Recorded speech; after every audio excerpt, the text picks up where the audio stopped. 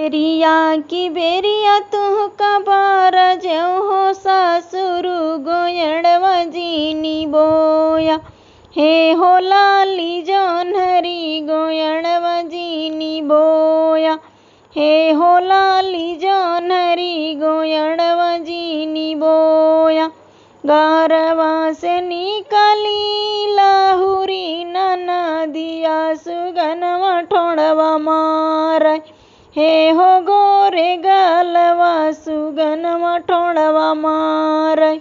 हे हो गोरे गालवा सुगनवा ठोड़वा मारै। बेरिया की बेरिया तुहका बार ज्यों हो जेठऊ गोयड़वा जीनी बोया।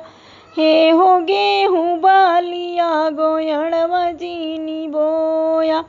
हे हो गेहूँ बालिया गोयड़वा जीनी बोया।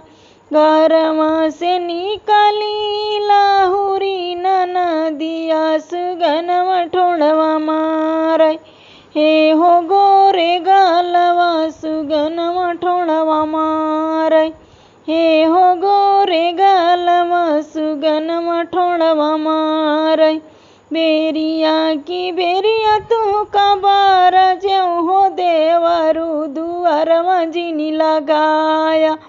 आमवा कै पेड़वा दुअरवा जीनी लगाया। आमवा कै पेड़वा दुअरवा जीनी लगाया। गारवा से निकली लाहुरी ननदिया सुगनवा ठोड़वा मारै। हे हो गोरे गालवा सुगनवा ठोड़वा मारै। हे हो गोरे गालवा सुगनवा ठोड़वा मारै।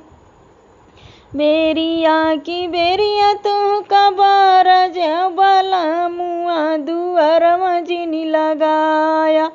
हे हो अमरुदवा दुअरवा जीनी लगाया। हे हो अमरुदवा दुअरवा जीनी लगाया। घरवा से निकली लाहुरी ननदिया सुगनवा ठोड़वा मारै। हे हो गोरे गालवा सुगनवा ठोड़वा मारै। हे हो गोरे गालवा सुगनवा ठोड़वा मारै।